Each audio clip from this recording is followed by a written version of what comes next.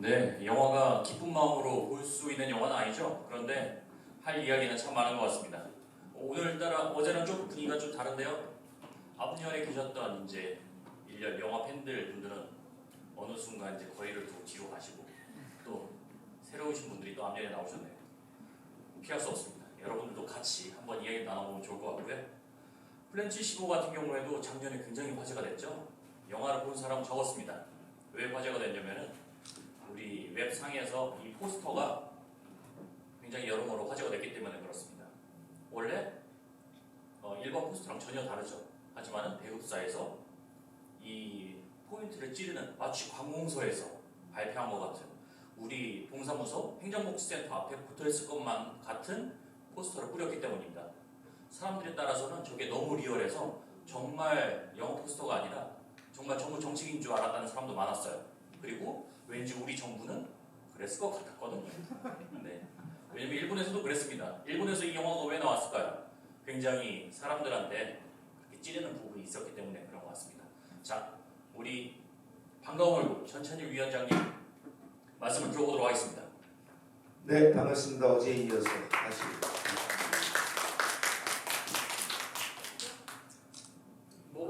예. 팬층이 많이 오셨기 때문에 여기에서는 우선 첫 번째 팬들은 무엇을 원하시는가? 네. 영화 이야기, 삶에 대한 문제, 죽음에 대한 문제 아닙니다.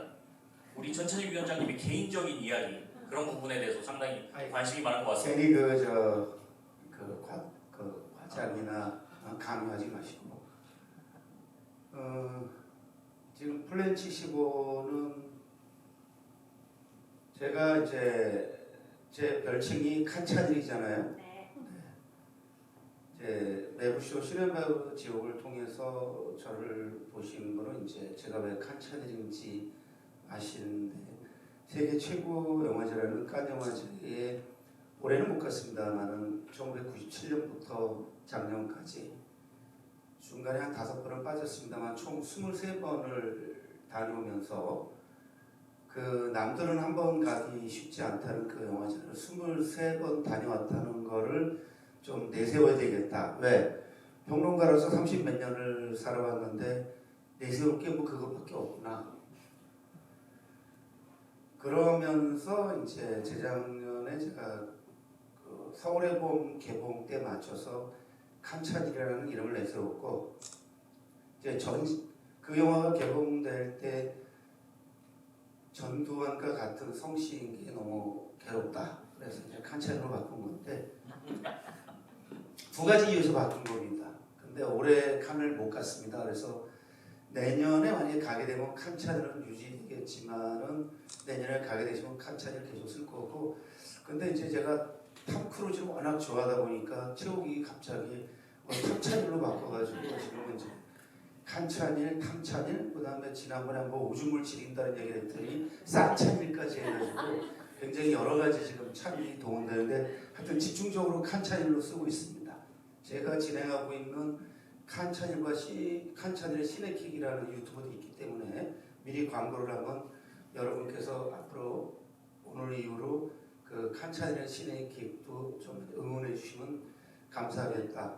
요즘 신명으로 그 배우로서의 존재감을 확실히 그 알리고 있는 김규리 배우와 지난 주에 이어서 이번 주도 그 지금 그 김규리 편이 나오고 있어서 오늘 두 번째 이야기가 업로드 됐습니다. 여러분의 그 성원이 필요하고요.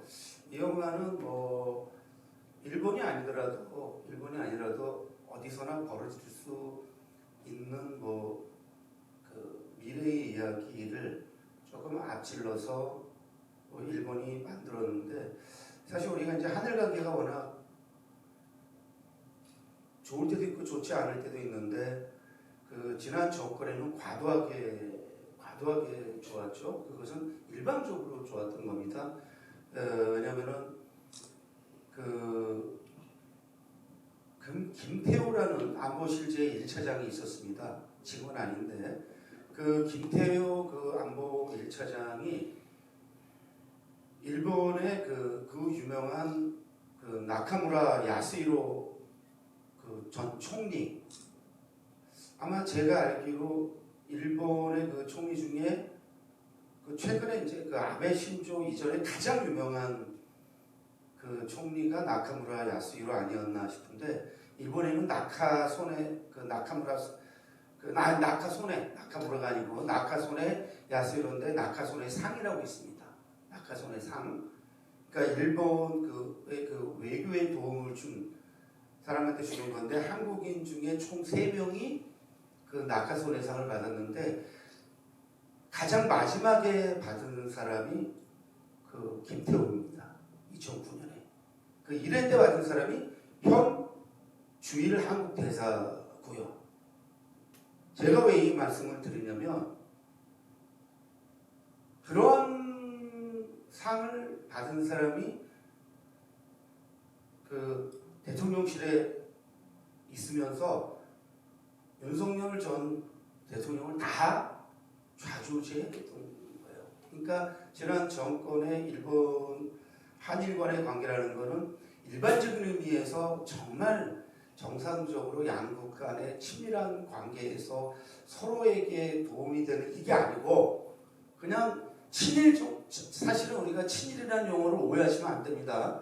단순히 일본하고 친하다는 의미를 넘어서서 정확하게 숭일이죠.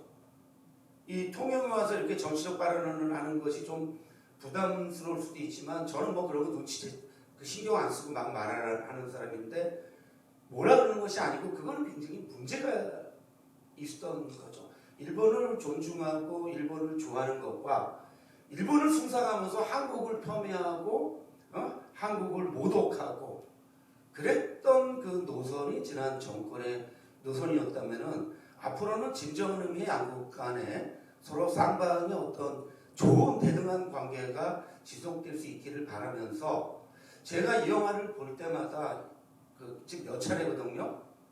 오늘은 좀 이미 몇 번 본 데다가 몸이 피곤해서 뭐 계속 졸고 자고 있습니다만은 참 일본은 어느 모로 굉장히 용감한 나라라는 생각을 했습니다. 만약에 우리나라에서 누군가가 이런 영화를 기획해서 만들려고 했다면은 제작이 됐겠어요? 제작이 돼도 개봉이 안 됐겠죠. 근데 이 영화는 개봉이 됐을 뿐만 아니라 그 전에 만들어져서 2022년도에 칸 영화제에 나가서 주목할 만한 시선 부분에서 상당히 화제를 일으켰습니다. 저는 그때는 보지 못했는데 안 왔는데 이 영화가 칸에서 굉장히 큰 화제가 됐던 것을 기억하고 있습니다.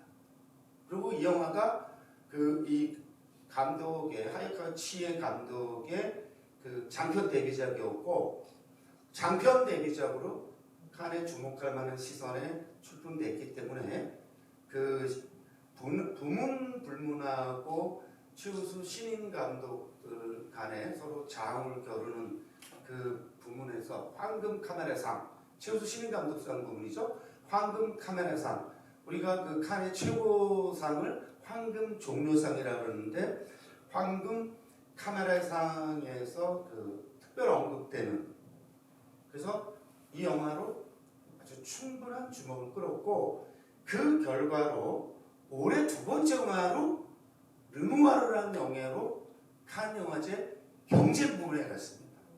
그러니까 이 감독은 여감독인데 2편의 영화로 가고 싶지 않다는 칸 영화제에 주목할 만한 시선 부분과 경쟁 부문에 간 거예요.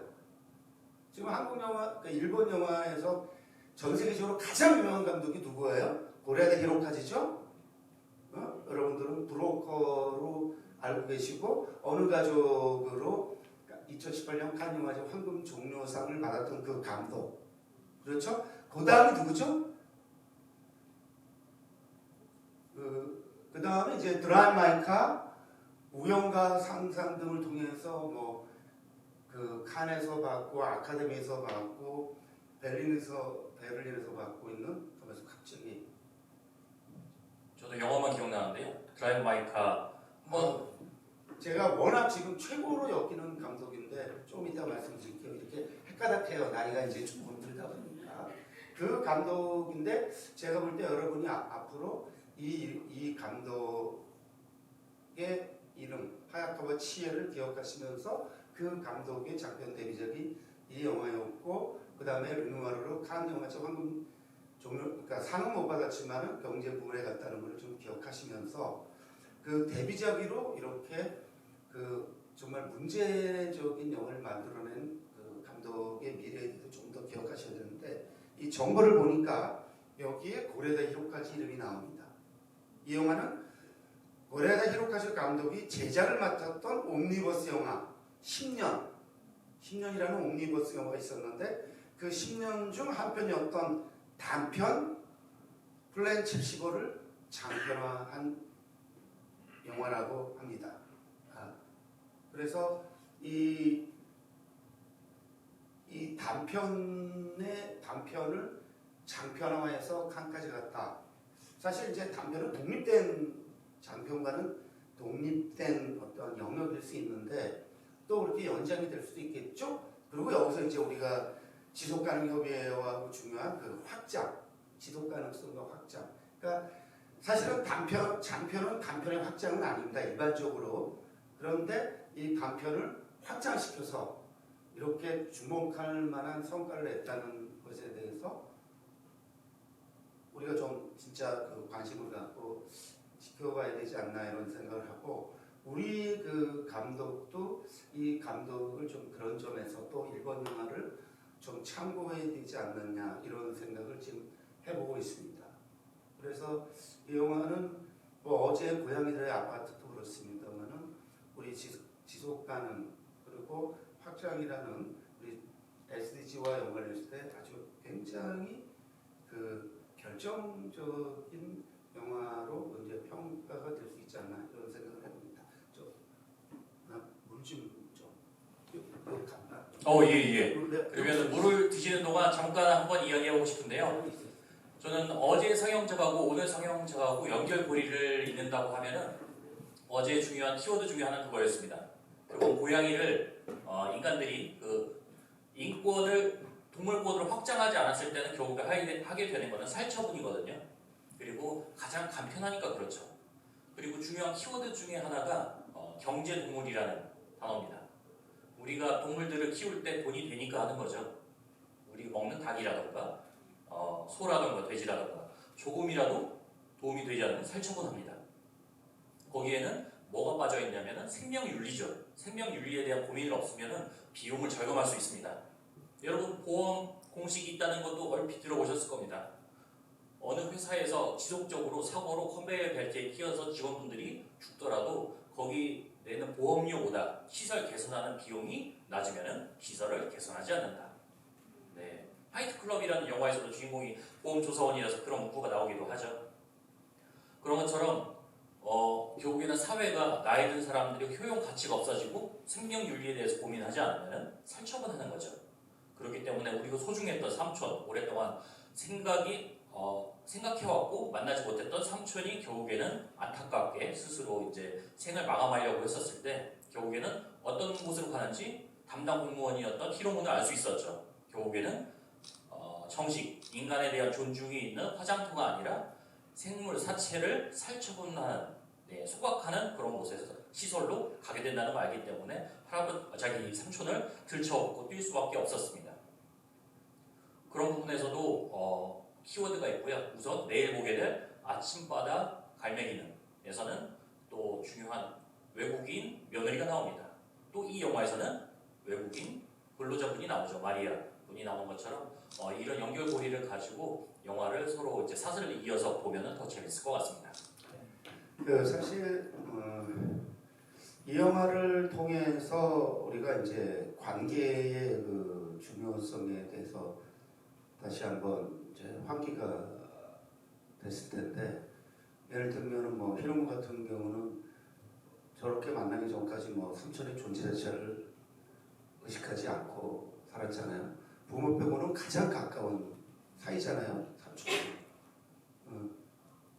그런데 그 아이러니컬하게도 이제 죽음을 선택하러 온 삼촌을 보면서 본인이 삼촌을 이렇게 떠나게 해서는 안 되겠다. 결국에 이 히로무의 선택은 뭐 삼촌을 살리는 데까지 가지는 못했습니다만은 삼촌을 덜 외롭게 떠나보낸 거죠.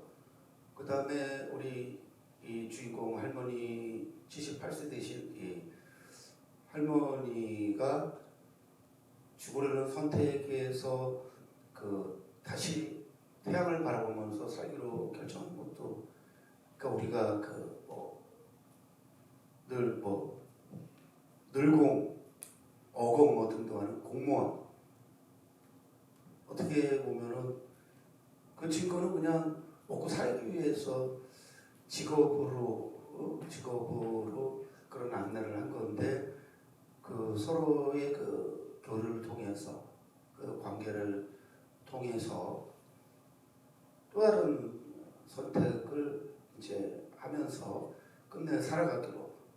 그래서 이 영화가 암울하긴 하지만은 감독은 뭐예요? 그러한 우리의 작은 그 관계들로 인해서 우리는 좀 더, 어제도 뭐 인간 얘기를 했습니다만은 좀 더 인간적인 선택, 인간적인 지향이 가능하지 않겠느냐, 그리고 인간적인 미래가 가능하지 않겠느냐. 우리 SDG건 ESG건 지속가능 발전 협의회가 지향하는 게 바로 그런 점일 테고요. 저는 이제 제가 60 중반이기 때문에 여기에서 이제 중간 나이잖아요. 저는 지금 건강하게 뭐 지내고 있다라고 생각을 하는데, 저도 아주 먼 얘기는 아니고, 근데 제가 지난번에는 그런 말을 했습니다. 딴 데 가가지고 그 부여에서 뭐 할 때는, 저런 상황 되면 나는 내가 건강이 안 되고 건강을 떠나서 아이들한테 만약에 피해를 줄 수 있다라는 판단이 들면은 나는 선택을 하겠다라는 생각. 그런데 저는 제 건강센터에 여러 가지 저의 그 정신 상태로 볼 때는 78은 넘길 것 같긴 해요. 그리고 아까 그 효용 뭐 이런 말 했는데, 요즘 제가 제일 많이 쓰는 그 말이 쓸모입니다. 효용, 쓸모, 그리고 기여. 이게 어떤 거는 굉장히 부정적이고 어떤 거는 긍정적인데, 저는 뭉뚱그렸습니다. 저는 그런 생각을 해요. 뭐 이용이면 어떻고 활용이면 어떻고, 요즘 그런 생각을 합니다. 이용이면 어떻고 그 활용이면 어떻고, 내가 쓸모있는 삶. 어떻게 하다 보니까 매부쇼에 출연해가지고 평론가로서 30몇 년을 했는데 아무도 저의 쓸모를 인정하지 않았는데, 그 매부쇼의 시네마 지옥에 열심히 나가다 보니까 제 쓸모가 굉장히 커지고 있는 거예요. 그래서 막 반가워하고 인사하잖아요. 뭐 그런 거 가지고 우쭐한다는 그런 걸 넘어서서, 그래? 60대 중반에 60대 접어들어서 평론가로서 이렇게 매불쇼 시네마 지옥 덕분에 이렇게 환영받고 이렇게 사람들이 나를 찾고 있다면은, 그래, 이용을 마음껏 내가 이용당해 주겠다, 이런 생각을 요즘 하고 삽니다. 이걸 제일 좋게 한 게, 이제 제일 좋은 용어가 기여인데, 하버드의 선발 기준에서 제일 중요한 게 기여래요. 기여하는 삶. 그래서 제가 기여하는 삶이든 뭐 쓸모있는 삶이든 이용당, 저는 요즘 그래서, 그래, 내가 할 수 있을 때까지 이용당하는 삶을 사는 거는 괜찮겠다. 물론 매부쇼를 그만두고 싶은 마음이 굴뚝 같아서 늘 그런 고민도 합니다만은, 가능하면 하는 동안은 내가 적극 이용당하다가 좋은 일 하면서, 제가 여기 부름을 당하는 이유 중에 작은 하나가 그걸 거예요. 이런 생각을 하고 살아가는 걸 이 두 사람이 아닐까? 또 다른 사람 더 좋은 젊은 친구들이 부를 수 있는데, 나이가 들었는데도 불구하고 같은 값이면 전찬이를 부르자. 그리고 그 매부쇼 아니면 저를 부르겠어요? 다른 사람 부르겠죠. 싱싱한 30대든 40대든. 물론 이동진은 못 부릅니다. 이동진은 저를 부르는 값이 10배를 줘도 오지는 않습니다. 이동진은 돈을 막 몇백을 줘도 지방은 잘 안 내려와요. 근데 저는 돈하고 상관없이, 제가 환영받으면 막 내려오고, 어제 이 두 사람이 잡아준 마리나 그 리조트에서 얼마나 감사한지. 와이프가 지금 전시를 하고 있어서 같이 못 왔는데, 혼자 오면 참 안타까울 정도로 그 막 바다가 보이고 막 그랬어요. 그래서 제가 마음껏 활용되고 이용당하다가 더 이상 이제 쓸모가 없으면, 더 이상 안 찾을 때는 조용히 뭐 다른 선택을 하면 되겠죠. 이런 생각을 합니다. 그래서 지속가능협의회에서 뭐 저를 계속 부르면은 계속 올 그런 생각이니까 계속 이용해 주세요.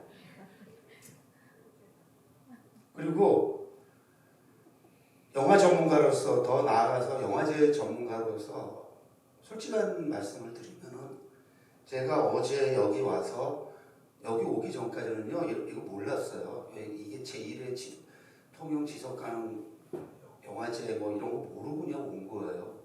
근데 이렇게 있는 거예요. 왜 이 말씀을 드리냐?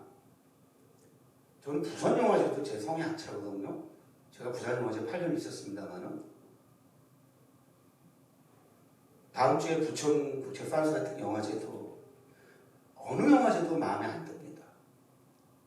근데 제가 어제 와서 이걸 보면서 바로 방송 모드로 들어갔습니다.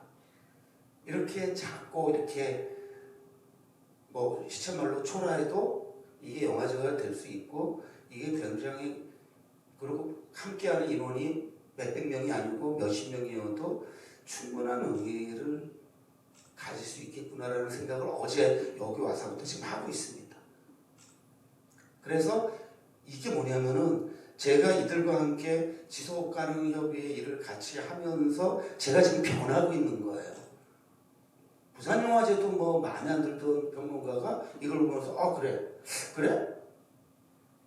그렇다면 내가 이 영화제에 좀 홍보를 좀 해줘야 되겠구나 생각을 해서 내일 올라가면 매부쇼에서 그 얘기를 통영에서 올라왔다라고 했는데 이거 나가도 상관없어요. 여기 윗분이 저기 국힘 출신인데다가 매부쇼는 빨갱이들이 모이는 데로 하니까 제가 거기서 이 통영을 다녀왔고 이런 거가 혹시 문제가 될 수 있다. 왜 저런 빨갱이 방송에 나온 전찬이 빨갱이를 불렀느냐 이럴 수 있는 우려가 아마 주최 측에서 들었나 봐요.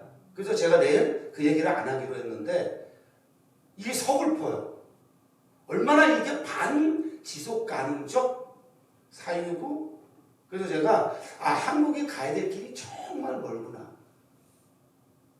이 일본에서는 이런 영화를 만드는데 우리는 그걸 염려해야 되는 그래서 갑자기 제가 요즘 어제 오늘 지금 새로운 사유를 하게 됐습니다.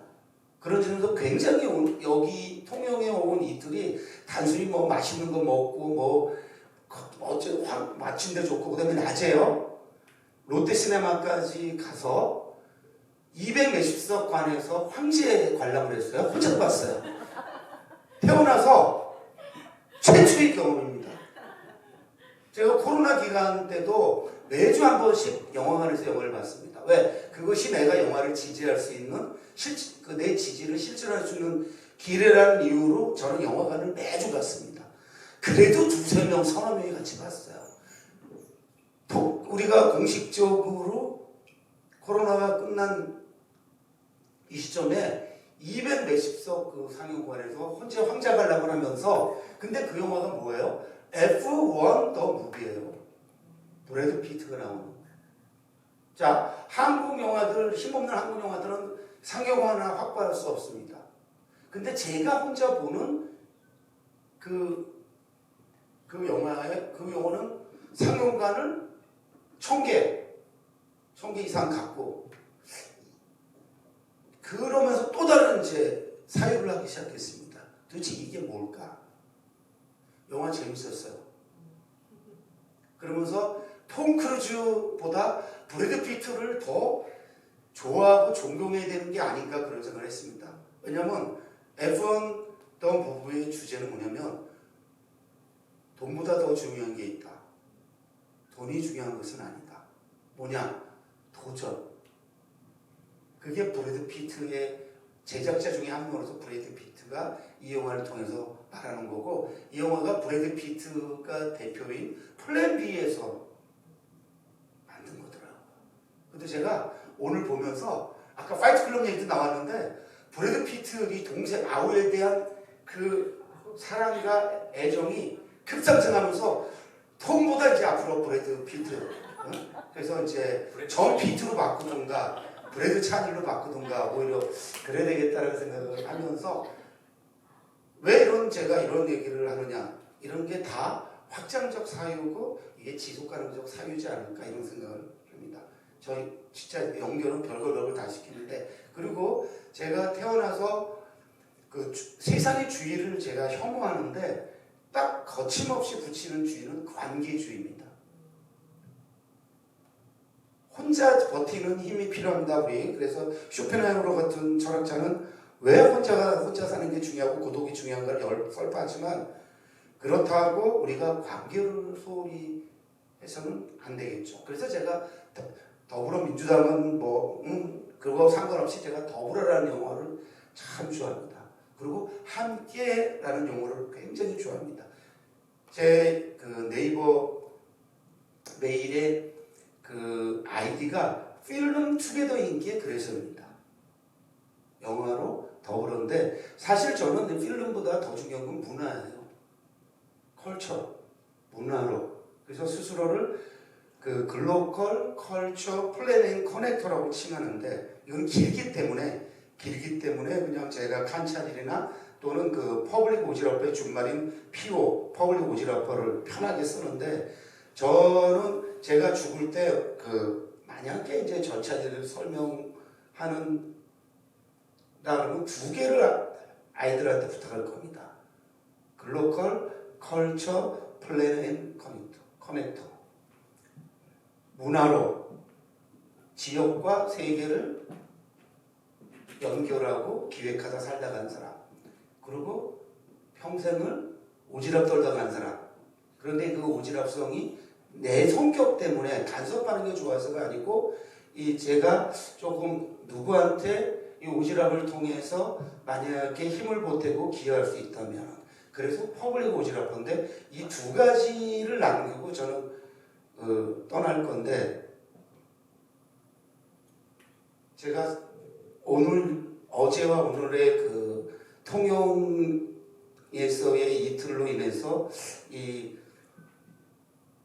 확장성과 지속가능성이 제 삶에서 훨씬 더 중요해지지 않을까 이런 생각을 해봅니다. 좀 길었죠? 아이고, 또 파이팅 넘치는 얘기 너무 좋았습니다. 네. 아니, 뭐 멈출 이유도 없는 게 전찬익 위원장님이 이야기를 듣는 저희 관객분들의 반응이라던가 얼굴이 표정이 흐뭇해서 뭐 괜찮았습니다.